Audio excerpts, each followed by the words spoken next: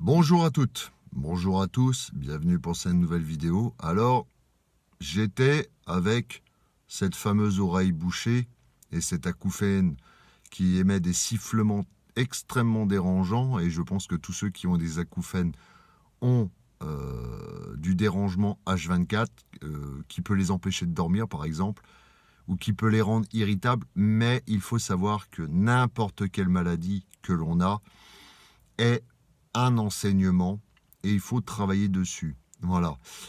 Les maladies sont pas là par hasard, les maladies sont là pour manifester un dysfonctionnement du corps. Ça peut être aussi dû à un dysfonctionnement psychique, à un dysfonctionnement émotionnel, et elles sont nos meilleurs enseignants, avec ainsi toutes les perturbations que l'on peut rencontrer dans la vie. Il y a un enseignement à en tirer. Il y a déjà de la patience à en tirer. Parce qu'on ne peut pas se presser. On veut tout de suite. Dans le tout de suite, les gens finalement veulent guérir absolument hyper rapidement. Voilà. Je ne sais pas si ça se dit, je ne sais pas si c'est très français, mais bon, voilà, vous m'avez compris, quoi. Et ça demande déjà de la patience, ça demande de l'endurance, ça demande de maîtriser ses peurs, de ne pas être dans l'impulsivité. Voilà. Parce qu'au début, quand on a une pathologie, on est en colère, on se débat. Pourquoi moi? Pourquoi pas lui et pourquoi moi? Voilà. Il y a aussi de la jalousie, de l'injustice. On est en colère contre soi. On se dit, mais pourquoi ce corps ne fonctionne pas? Pourquoi il ne fonctionne pas correctement finalement? Sauf que là, on est pour apprendre quelque chose sur cette terre. Tout ce qui est lié au corps, au travail du corps, les enseignements du corps sur l'esprit, parce qu'il y a un lien entre les deux, voilà, entre le corps et l'esprit. Et il faut faire preuve de patience, tout simplement. Voilà, je le répéterai jamais assez. Et vivre dans l'instant présent, vivre avec la douleur. Des fois, on peut la soigner. Dans la plupart des cas, on a des méthodes pour soigner la douleur ou tout ce qui nous dérange au niveau physique. On a des remèdes, mais ça a ses limites. Il y a des maladies qui, graves soient-elles, qui imposent des limites à la médecine. Voilà. Alors après, il y a la médecine parallèle, bien sûr, il faut y croire. Il y en a qui y croient, il y en a qui y croient pas. Voilà.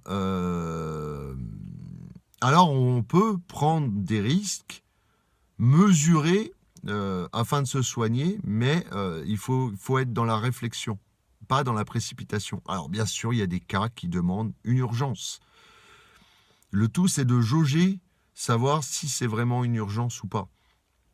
Déjà, le premier facteur, c'est de voir si ça s'aggrave jour après jour. Voilà. Si ça s'aggrave, il vaut mieux aller consulter très rapidement. Si c'est stationnaire comme ce que j'ai, on pourrait parler de chronicité, mais la chronicité, normalement, selon la médecine, c'est plusieurs mois. Voilà. Et il faut faire confiance à son corps, il faut faire confiance à la nature. Moi, je m'immerge auprès de la nature, je prends patience, ce bruit est désagréable, cette sensation d'oreille bouchée encore ne l'est pas forcément, c'est juste une baisse de son, j'entends moins bien, mais c'est surtout cet acouphène aigu, strident, que je porte avec moi depuis dimanche, finalement, qui me demande... au début, j'étais en colère. Au début, je me débattais un peu à appeler tous les médecins, tous les pharmaciens et tout ça pour avoir absolument un conseil rapide. Puis je me suis dit, ça ne s'aggrave pas. Ce qui devait arriver arriva. Voilà. Et rien n'est dû au hasard. Voilà la grande philosophie à retenir. Rien n'est dû au hasard. Si ça vous tombe sur la gueule, c'est que ça devait vous tomber sous la gueule. Le dysfonctionnement ne date pas d'hier. Ça n'arrive pas brutalement, à moins que ça soit un incident brutal. Voilà, je pense par exemple un accident de voiture, une chute. Oui, bon, bah là, d'accord. Mais quand vous n'avez pas spécialement fait de choses de manière brutale, quand il vous est pas arrivé quelque chose de brutal, qui change le fonctionnement de votre corps, il y a quelque chose de récurrent dans le fait que il y avait déjà un petit dysfonctionnement qui s'est légèrement aggravé. Moi, j'avais déjà de l'air dans l'oreille, par exemple, je peux vous en parler. Quand je marchais, bizarrement, j'avais déjà des petits dysfonctionnements et puis très encombré sur la sphère ORL. Ça devait inévitablement arriver là un jour, sachant que mes enfants ont eu aussi ce problème de la sphère ORL. Et je pense que ça vient principalement de moi, parce que leur mère n'a pas l'air d'avoir de problème, n'ont pas l'air d'avoir de problème, mais il n'y a pas le choix de se résigner. Vous allez vous débattre, ça ne servira à rien.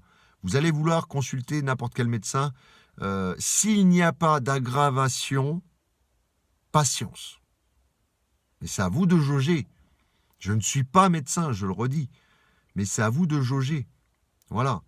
Il y en a même pour justement avoir un développement personnel extrêmement puissant, une patience extrêmement puissante, une sagesse, parce que la maladie développe la sagesse, se sont volontairement mis dans des situations à avoir, ils se sont volontairement mis des barrières pour développer davantage de sagesse. Je donne l'exemple.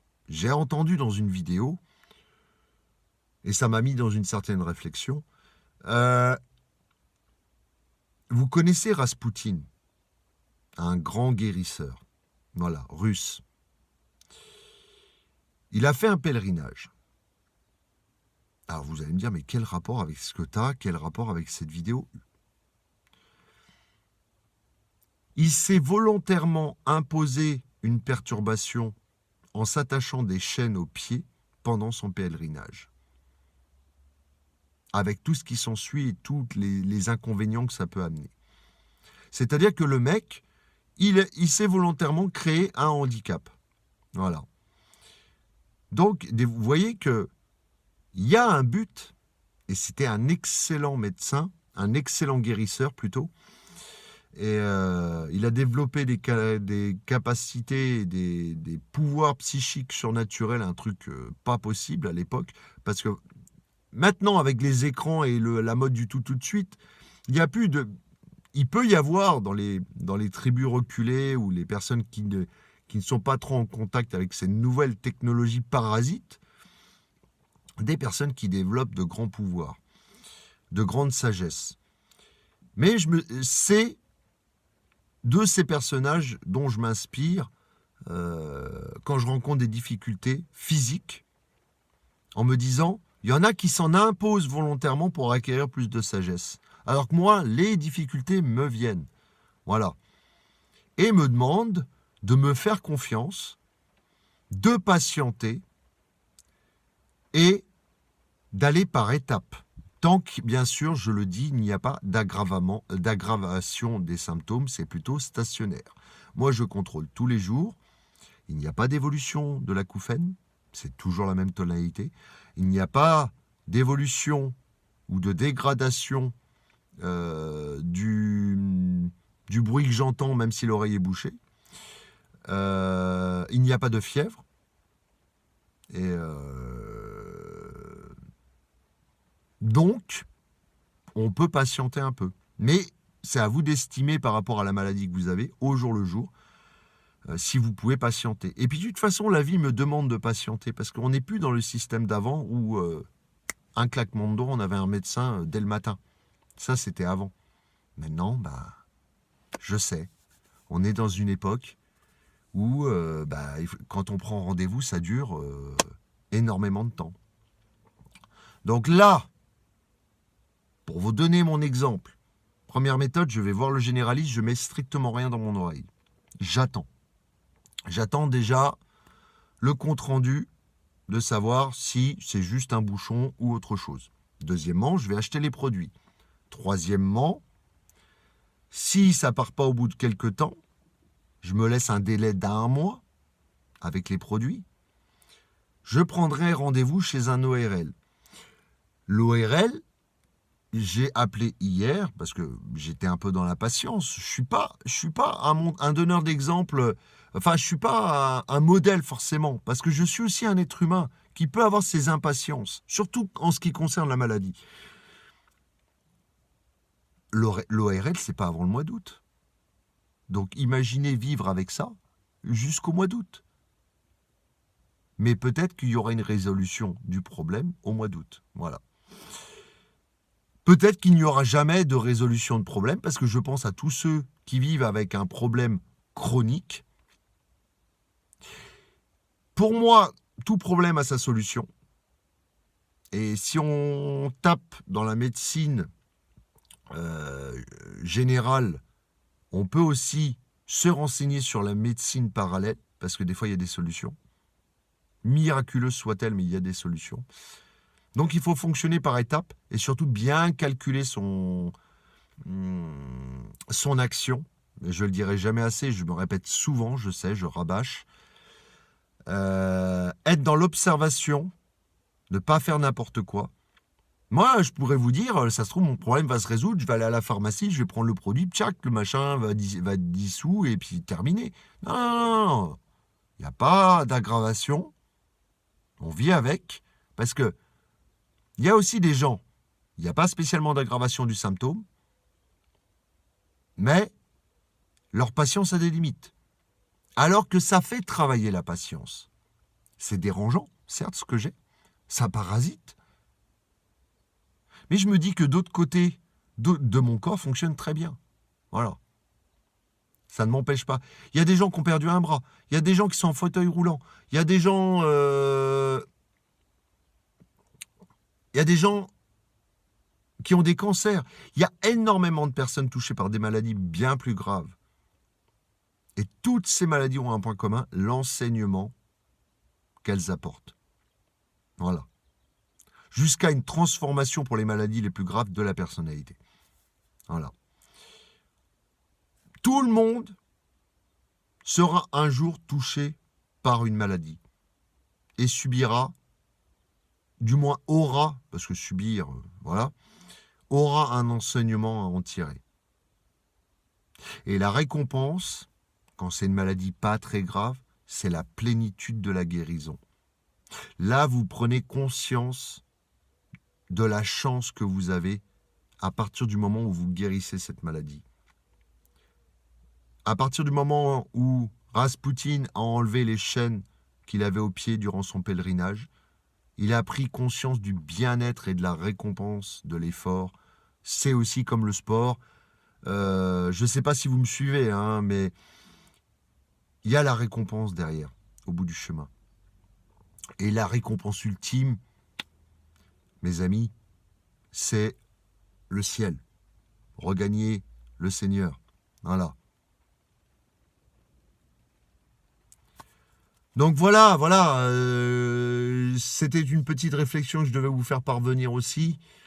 Donc je vais patienter. Mon médecin, jeudi, première étape. Traitement, deuxième étape. ORL, troisième étape. On va y aller. On ne va pas se précipiter.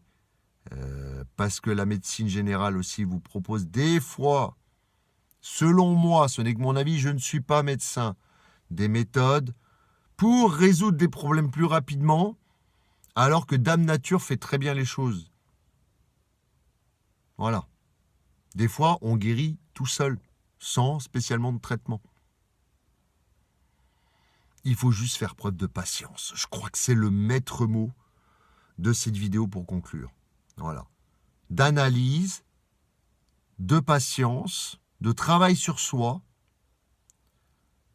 calculer les choses, mesurer les choses, et surtout, si ça s'aggrave, n'hésitez pas à aller aux urgences ou consulter. Mais si c'est stationnaire, regardez jour après jour l'évolution, contrôlez. C'est comme ça que je vois les choses. Et si ça devient chronique, si mettons l'acouphène, je le portais toute ma vie, je vivrai avec. Le mal de dos, je l'ai toute ma vie. Et je vis avec. Des fois, la douleur est là, des fois, elle part. Je prends ça comme une récompense. Voilà, c'était une petite vidéo, une petite réflexion. J'avais besoin de vous en parler et courage à vous si vous êtes dans la maladie. Beaucoup, beaucoup de courage. Et c'est un enseignement, la maladie de tous les jours. De tous les jours. Voilà. Qui nous fait gagner en maturité et en sagesse. Je vous laisse et je vous dis à bientôt pour une prochaine vidéo. Au revoir.